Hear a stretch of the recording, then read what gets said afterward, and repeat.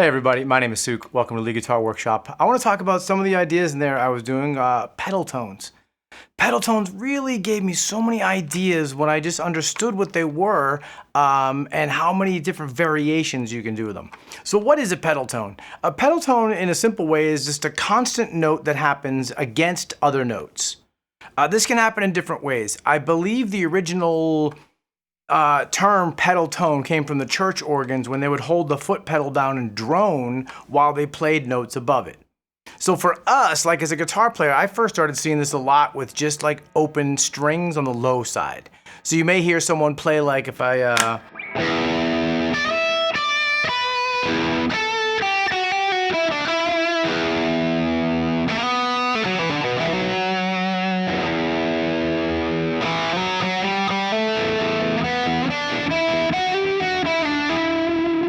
anything in that kind of wheelhouse, open string, very easy to do on the guitar, right? It's very natural.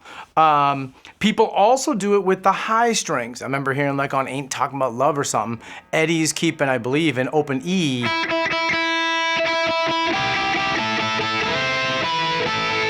You know, that sort of sound. It's in the U2 and the Cult or whatever.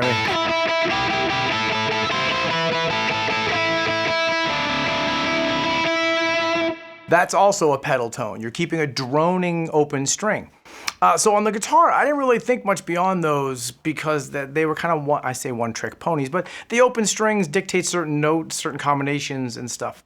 But really what shines is when you don't use open strings. Then options happen. This was when I first saw Danny Gatton that I got the idea that this stuff was movable. And then it was later with a John Coltrane thing that I was playing that it got my brain spinning more. So what do I mean by this? Pedal tones, if you're just thinking, let's keep it simple, A minor pentatonic.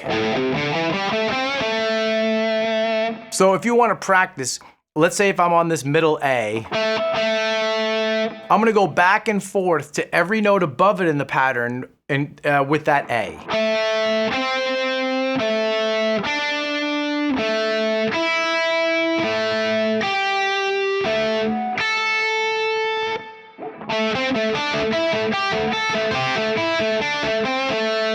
Now the pedal tone is the lower note and I'm going up and down above it with that note in between. In a classical way, people use pedal tones very mechanically, like they make a rule like every other note you go back and forth, or every third note. So if you did like, or every other note.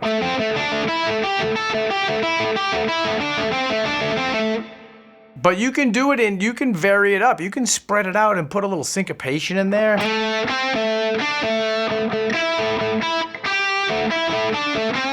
There's no rules about it, but to me it really helped break up the monotony of the scale either goes up or the scale goes down. This is a different type of melodic motion, I believe they call this oblique motion or something, in classical world, when you go against the note like this. So I did it from a lower note. You can do the opposite idea. What if I stayed on the high A and came down behind it?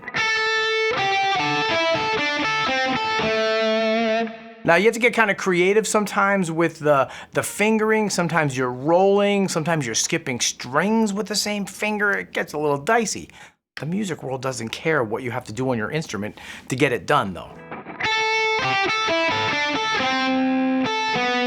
Now if you notice right there, I sometimes switch what finger the pedal is under. Here's a little Steve Vai trick to practice this.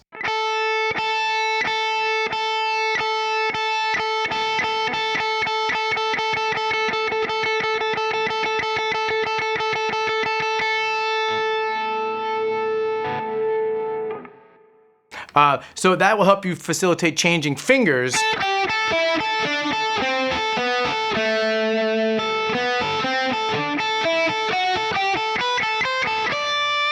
Now right there, I did like a crossover. I was below my pedal tone and then I went above it, keeping the same pedal tone. So watch, I'll stay on this A, I'll go down a couple notes, and then up.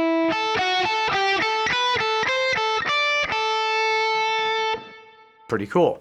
you can you can improvise with these elements, right? You don't have to commit to something. You can play a low pedal tone and work above it. You can move pedal tones. It doesn't have to be the root of the scale. So what if I said I'm gonna make this like a 7-note pattern for A minor? So if I did like some people call this Aeolian, I just look at this as pattern number 1 for modes.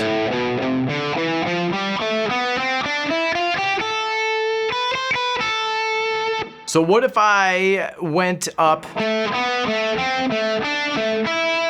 I went from the A note and I ascended a few tones. Now I'm gonna start on the B note. Now on the C. The D. So now you're like sequencing the idea of a pedal tone. Again, you don't have to crowbar any of this in. This should feel kind of natural. Maybe you want to disguise this sort of compositional sound to it.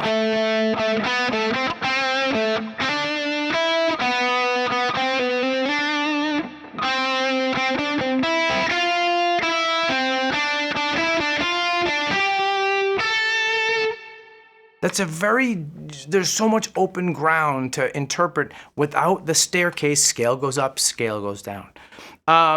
The other thing, a couple things I heard that were kind of fun for me to practice. I heard Eric Dolphy, who was one of my favorite jazz players. He's an out player, but he does some really virtuosically beautiful sounding stuff in his strange, beautiful way. Hendrix, I'm sure, dug it. But he would do chromatics down from a pedal tone on his flute, and it was really cool. And if you look at it on one string, let's say if I was up here on this E, it's just a great practice. Can you go down a chromatic scale from a pedal tone? So if I start on the high E, it's easy to keep it on one string for a bit. But I have to keep track.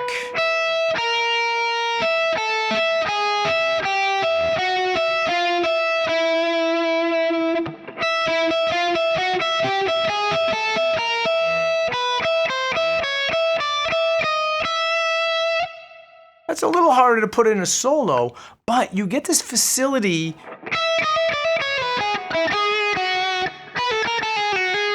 of moving notes in different ways a little bit. The other thing that, a more advanced one, is when I heard John Coltrane playing over My Favorite Things. And it's when he goes from E minor to E major, and he does a 3-note pedal tone.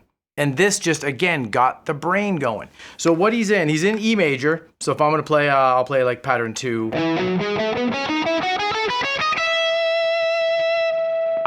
If I remember correctly, he's going between E and F sharp. Those 3 notes are the pedal. So he goes like...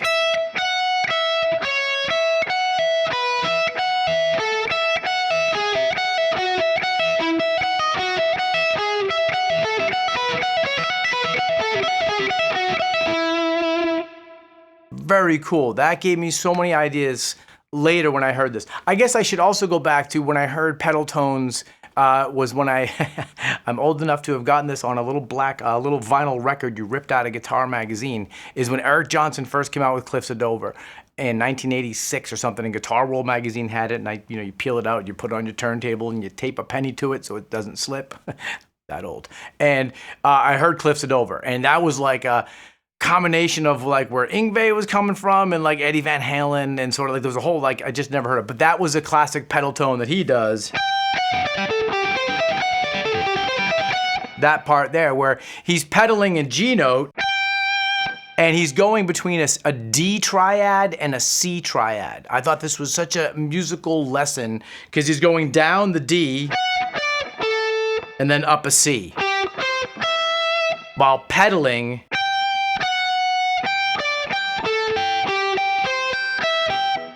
Great idea. I was like, whoa, you can put chord tones underneath a constant pedal note. You can really take advantage of these. People do them all the time, little subtle bits, more exaggerated versions. It's pretty on the nose to use open strings. To me, I found I do enjoy it, but it's definitely a limited thing because of keys and tonalities.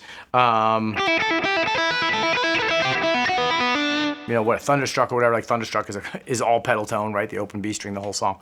But as a soloist and is in compositions and just a variety as a musician, pedal tones. On any instrument, they're really a great way to throw a different type of melodic sound into them. Again, you can have a low pedal tone and stuff goes above it. You can have a high pedal tone and stuff comes below it. You can mix and match them. You can come above and below and then move the pedal tone through the scales. So you hit some good like guide tones with your pedal tones. You can really start stacking these up. All right, well, I hope you enjoyed this. Again, my name is Suke. This is Lead Guitar Workshop. Check out our website. And also, please check out sixstringcommunity.com. That's my brand new live teaching community. We're up and running. I do live classes every week. Go ahead and check it out there, and you can sign up. I'd love to have you in there.